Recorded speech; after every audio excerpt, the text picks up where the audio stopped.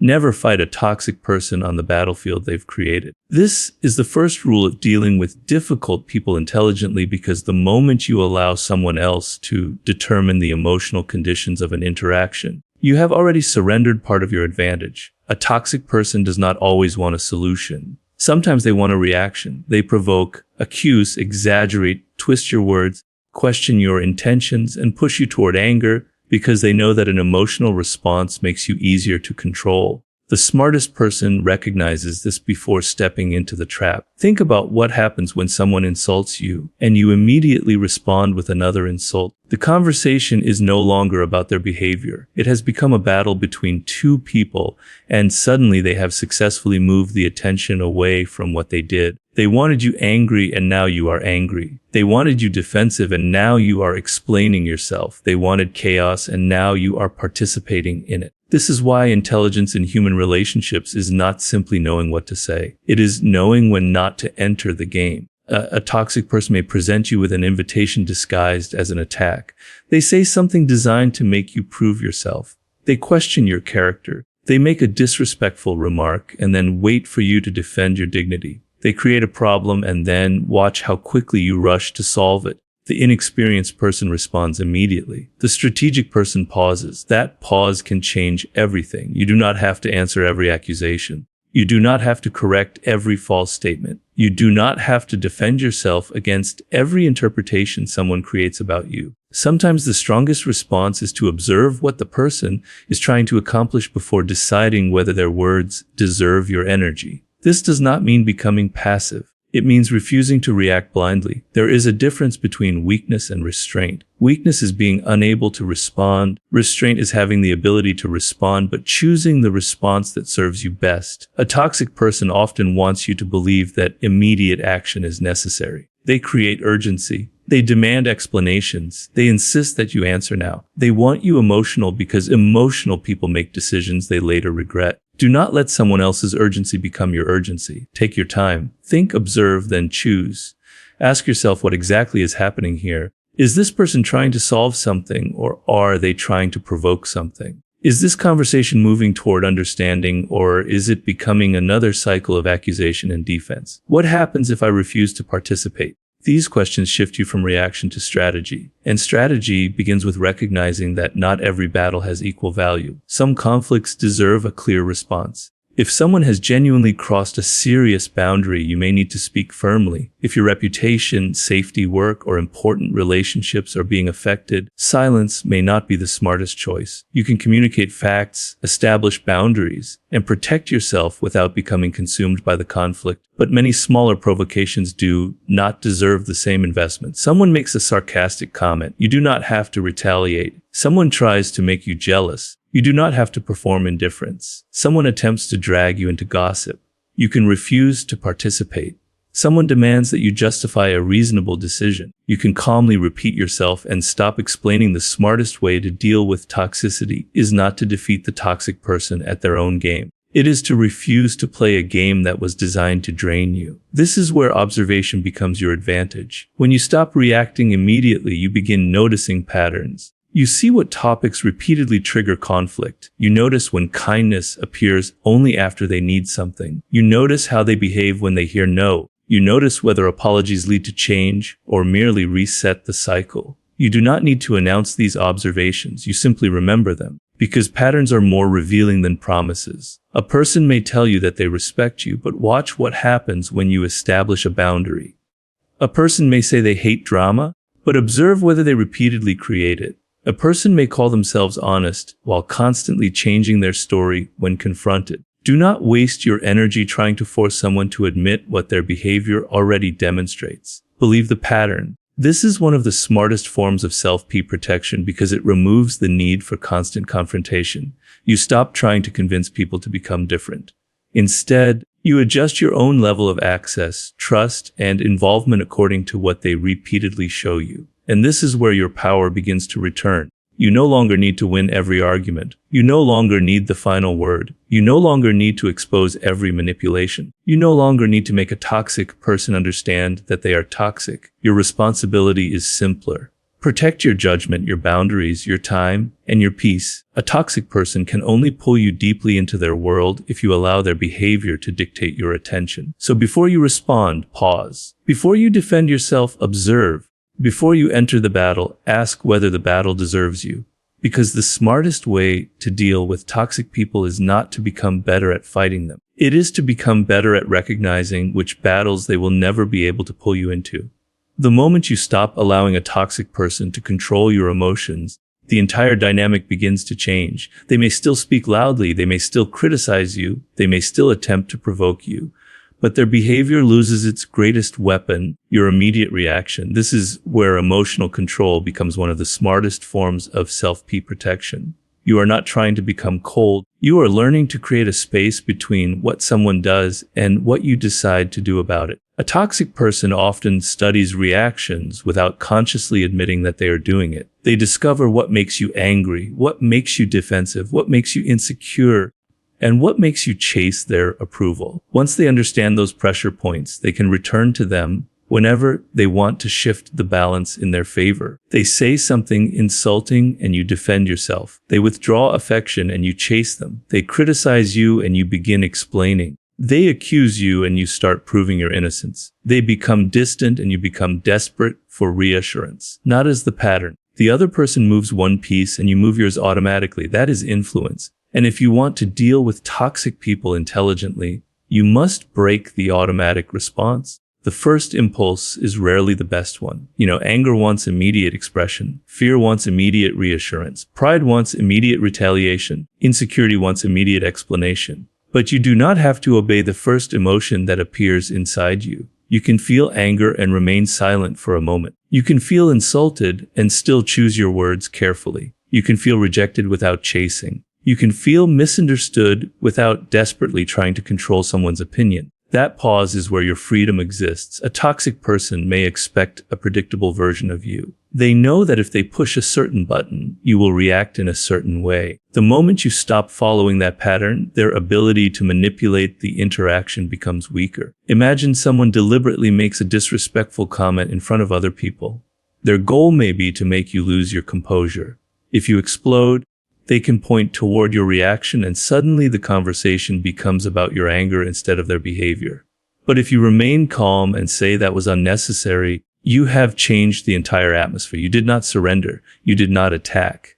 You simply refused to give them the emotional performance they were trying to create. This is not about pretending that disrespect does not affect you. It is about deciding that another person's behavior does not get automatic access to your nervous system, your attention, or your decisions. There will be moments when you genuinely need to respond. Emotional control does not mean allowing people to mistreat you without consequence. It means responding from intention rather than impulse. Sometimes the strongest sentence is direct. Do not speak to me that way. Sometimes it is better to leave the conversation. Sometimes you need to document what happened and address it through the appropriate channel. Sometimes you need to end contact. The strategy depends on the situation. But whatever you choose it after the emotion has settled enough for you to think clearly. This is especially important when a toxic person tries to create urgency. They may demand an immediate answer. They may say, if you cared, you would respond right now. They may accuse you of avoiding the issue simply because you refuse to argue while emotional. Do not let their urgency dictate your timing. You are allowed to say, I'll discuss this when we can have a productive conversation. Then step away. You have not lost. You have established a condition for communication. And there is something else you must understand. Emotional control is not the same as emotional suppression. If you constantly swallow anger, resentment, and disappointment without processing them, they eventually accumulate. The goal is not to pretend that everything is fine. The goal is to understand what you feel without allowing the feeling to make every decision for you. After the interaction, ask yourself what actually affected you. Was it disrespect? Was it fear of rejection? Was it embarrassment? Was it the feeling that you were not being valued? Understanding the emotion makes it less mysterious. Once you know what someone triggered inside you, you become less vulnerable to the same trigger in the future. This is why self-awareness is a form of defense. A person cannot easily manipulate a weakness you have already recognized and learned to manage. If you know that criticism makes you desperate to prove yourself, you can pause before explaining. If you know that rejection makes you chase, you can step back. If you know that conflict makes you angry, you can delay your response until you are calm. You are no longer discovering your weaknesses in the middle of a confrontation. You already know where they are, and this changes your presence. You become calmer without becoming passive. You become firm without becoming aggressive. You become less predictable to people who depend on provoking you. Most importantly, you stop confusing reaction with strength. Anyone can shout, anyone can insult, anyone can retaliate. Real strength is having enough control to choose the response that protects your long-term interests. A toxic person may still try to pull you into chaos. Let them try. Your advantage is not that they stop behaving badly. Your advantage is that their behavior no longer determines who you become. When someone cannot control your emotional reaction, they lose one of the easiest ways to control the interaction. The smartest way to deal with a toxic person is not to convince them to respect your boundaries. It is to decide what you will do when they refuse to respect them. This is where many people misunderstand boundaries. They think a boundary is a warning given to another person. You better stop doing this. But a boundary is not really about controlling someone else. It is about controlling your own participation. You cannot force another person to behave well. You can decide what you will tolerate. You can decide what you will respond to. You can decide what access someone has to your time, your attention, your personal life, and your emotional energy. That distinction changes everything. A toxic person may ignore your first request. They may laugh at your boundary. They may tell you that you are being too sensitive. They may accuse you of changing. They may even attempt to make you feel guilty for protecting yourself. This is where weak boundaries collapse. You explain yourself again and again, then you begin defending the boundary as though it were a court case. But the more you argue about your boundary, the more you turn it into a negotiation. You do not need a 10-minute explanation to say no. You do not need to prove that your feelings are reasonable before you are allowed to have them. You do not need someone else's agreement before you decide what behavior you will accept. A simple statement can be enough. I am not comfortable with that. I won't continue this conversation if you speak to me disrespectfully. I cannot do that. I've made my decision. Then comes the most important part, consistency. A boundary without consistent action is only a request. If you tell someone you will leave a conversation when they become insulting and then remain for another hour arguing, you have taught them that your boundary has no real consequence. If you say you will stop answering abusive messages, then continue responding every time they provoke you. Your behavior contradicts your words. People learn from patterns. They pay attention to what you repeatedly allow. This does not mean you need to punish people every time they make a mistake. Human beings are imperfect. Someone can lose their temper, apologize sincerely, and genuinely change.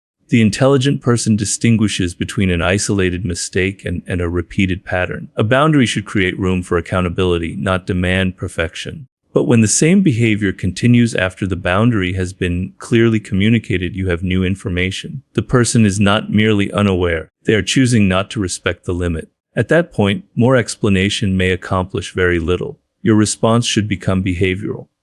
Reduce access in the conversation. Stop sharing personal information, limit contact, refuse to participate in predictable arguments. If necessary and appropriate, remove yourself from the relationship or environment. The power of a boundary comes from what you do, not from how strongly you announce it. This is especially important with people who enjoy turning boundaries into debates. They may ask why. You explain, then they challenge your explanation. You provide another reason, they challenge that one. Soon the original boundary has disappeared beneath a mountain of arguments. Do not allow this. You are not required to win a debate before you are allowed to protect yourself. Sometimes the strongest response is simply because that is what I have decided. Then stop. Silence can protect the boundary better than another paragraph of explanation. There is another mistake people make. They set boundaries only after reaching a breaking point. They tolerate small disrespect for months, remain silent, and then suddenly explode. Now the other person focuses on the explosion instead of the behavior that created it. This is why boundaries should be established early and calmly. You do not have to wait until you hate someone before you distance yourself from them. You can notice discomfort early. You can communicate early. You can adjust access early. You can prevent resentment from becoming the only language left between you. This is not cruelty. It is maintenance. Think of your attention and emotional energy as resources. If you allow someone to repeatedly drain them without consequence, eventually you will have less patience for everyone else in your life. The toxic relationship does not remain isolated. It begins affecting your work, your confidence, your relationships, and your ability to think clearly. That is why boundaries are not merely about protecting yourself from another person. They are about protecting the quality of the life you're building. And once you understand this, you stop feeling guilty every time you create distance. You realize that saying no to one person can sometimes mean saying yes to your own peace. You realize that ending one destructive conversation can protect an entire day. You realize that refusing one unnecessary argument can preserve energy that belongs somewhere more important. Most importantly, you stop trying to control the toxic person. You cannot control whether they become angry. You cannot control whether they understand. You cannot control whether they call you selfish. You cannot control whether they tell others that you have changed, but you can control your participation. That is where your real authority exists. A boundary becomes powerful the moment you stop using it to change someone else and start using it to govern your own choices. There comes a point when explanation has reached its limit. You have observed the pattern, controlled your emotional reactions, and established your boundaries. Yet the toxic behavior continues. This is where many people make another mistake. They believe they must confront the person until the person finally understands. They keep returning to the same conversation, repeating the same explanation, hoping that one more argument will produce a different result. But sometimes the smartest move is not another conversation. Distension is not always an act of anger. It can be an act of clarity. When you create distance from a toxic person, you remove yourself from the environment where their behavior repeatedly pulls you into the same cycle. You stop giving the conflict new opportunities to consume your attention. Think about the pattern. They provoke, you react. They defend themselves, you explain. They twist your explanation, you defend yourself again. The conversation continues until both people are exhausted, yet nothing has actually changed. Why return to the same battlefield? If a person has already demonstrated that they are unwilling to have a productive conversation, continuing to argue does not necessarily create understanding. Sometimes it simply gives the conflict more oxygen. Distance changes the conditions. You may answer less often. You may stop participating in unnecessary arguments. You may keep conversations focused on practical matters. You may stop sharing personal information that can later be used against you. You may choose not to respond to provocative messages immediately. And in some relationships, you may decide that the healthiest option is to leave entirely. The important thing is that distance should be deliberate rather than dramatic. You do not need to announce, "I am cutting you off," so you can understand what you lost. You do not need a final speech. You do not need to create a public confrontation. You do not need to make your departure a performance. If someone has consistently shown that access to you creates more chaos than value, reducing that access can speak for itself. This is especially powerful because toxic people often depend upon continuous engagement. Their influence grows when you keep explaining, defending, arguing, and reacting. Every additional conversation gives them another opportunity to change the subject, distort the issue, or provoke another emotional response. Distance removes that opportunity. But there is a difference between healthy distance and silent punishment. Silent punishment says, "I want you to suffer because I am refusing to communicate." Healthy distance says, "This interaction is no longer healthy for me, so I am reducing my involvement." One is about controlling the other person's emotions. The other is about protecting your own. That distinction matters. If you step away while constantly checking whether the other person has noticed, you are still psychologically attached to the conflict. If you disappear only because you want them to chase you, then your distance is still centered around them. A true distance gradually turns your attention elsewhere. You return to your work, your goals, your relationships with healthy people, your responsibilities, your own development. The toxic person becomes less important because your life becomes larger than the conflict.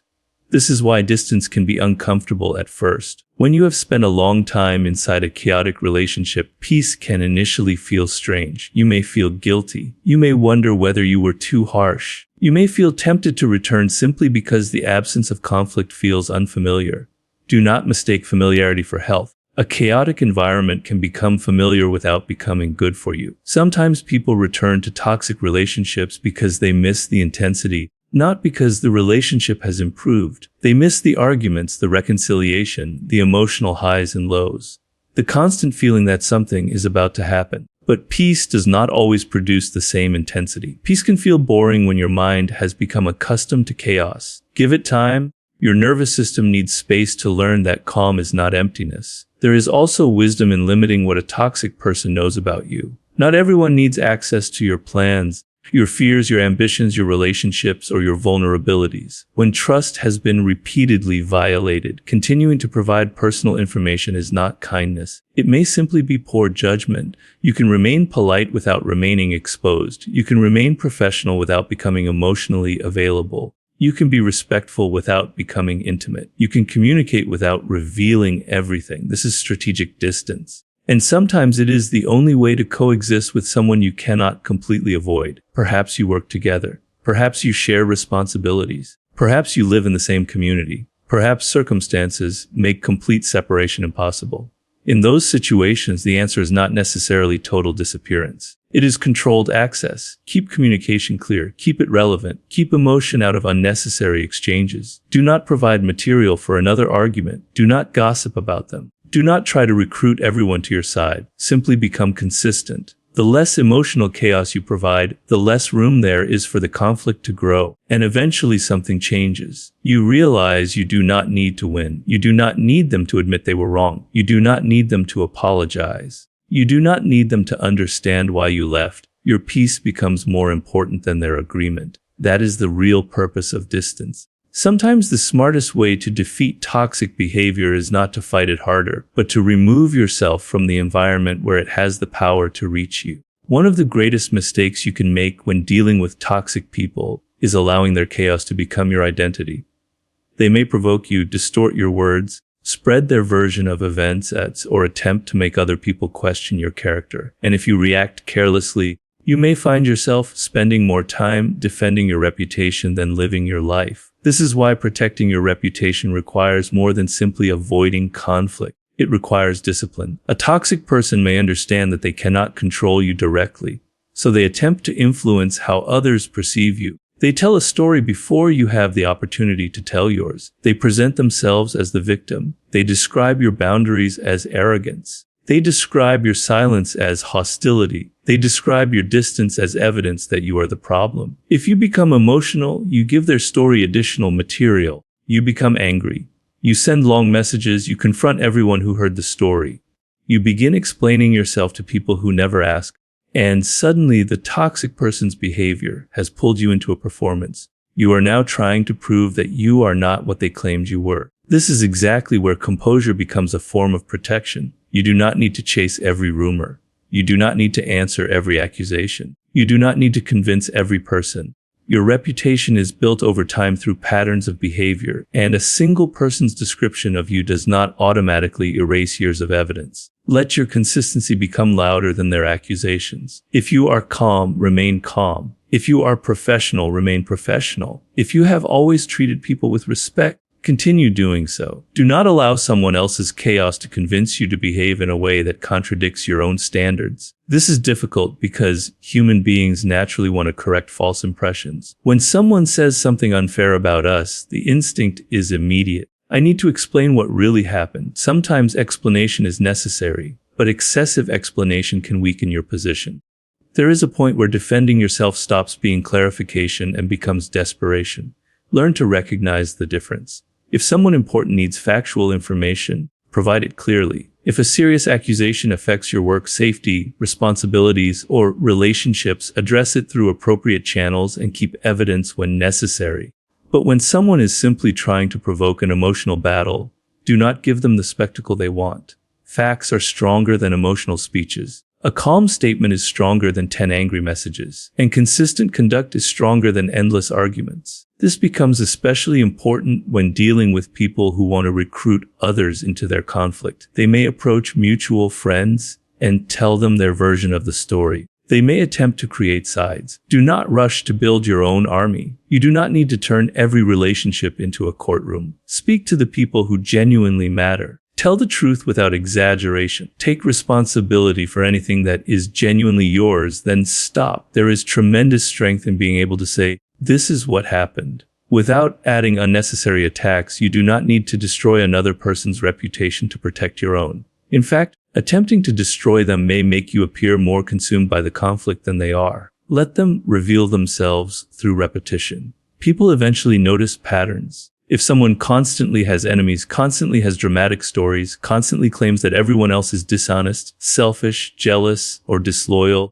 eventually observant people begin asking questions. You do not need to announce the pattern. Let time reveal it. This is one of the hardest disciplines because patience rarely feels satisfying in the moment. You want justice now. You want everyone to understand now. You want the truth to become obvious immediately, but human perception does not always work on your preferred schedule. Sometimes the most powerful response is simply to continue behaving with consistency while another person exhausts themselves trying to create chaos. Protecting your reputation also means becoming careful about what you reveal. Do not give sensitive information to people who have repeatedly demonstrated that they cannot keep it private. Do not share every plan before it becomes reality. Do not reveal every insecurity to someone who has previously used vulnerability as ammunition. Not everyone deserves access to your private world. Trust should be earned through behavior. And when trust has been broken repeatedly, reducing information is not paranoia. It is discernment. There is another important principle.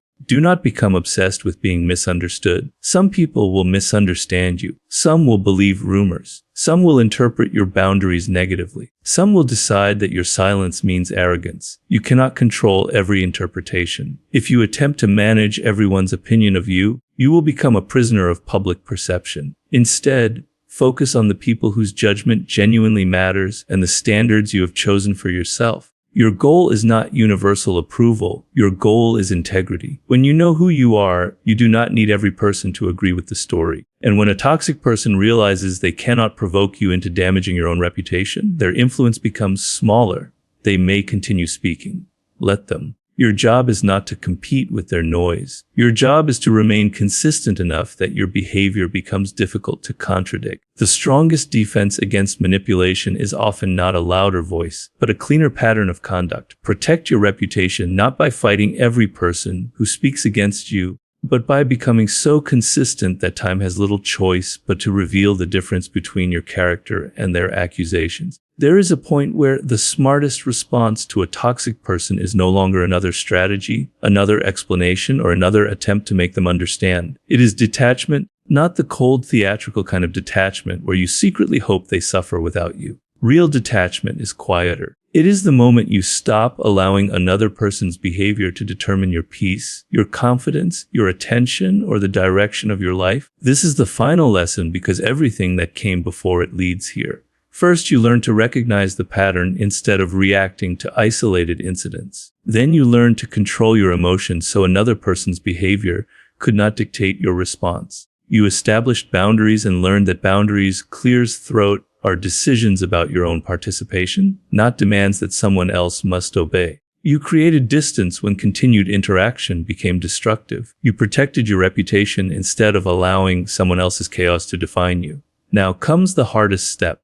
Let go of the need to control the outcome. You cannot make a toxic person understand what they did. You cannot force them to apologize. You cannot guarantee that they will regret losing access to you. You cannot make them suddenly become self-aware. You cannot control what story they tell about you after you leave. And if your peace depends on any of those things happening, you are still connected to them. Detachment means accepting that some people may never give you the closure you wanted.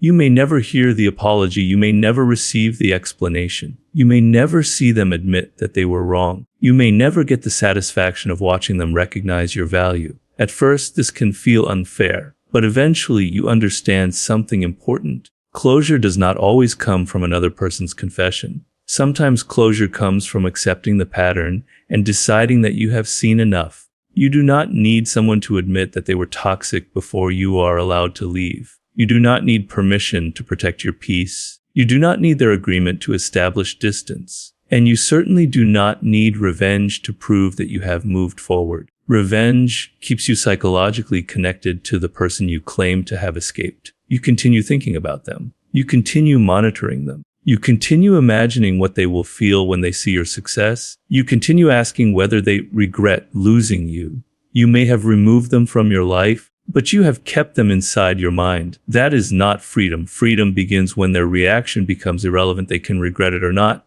They can apologize or not. They can understand you or misunderstand you. Your next decision remains the same. Continue building your life. This is where many people fail after leaving a toxic relationship or environment. They physically walk away, but emotionally they remain in the same conversation. They replay old arguments. They imagine better responses. They wish they had said something different. They wonder what they could have done to change the outcome. But the past is not a battlefield you can return to and win. You can only learn from it. Ask yourself what the experience taught you.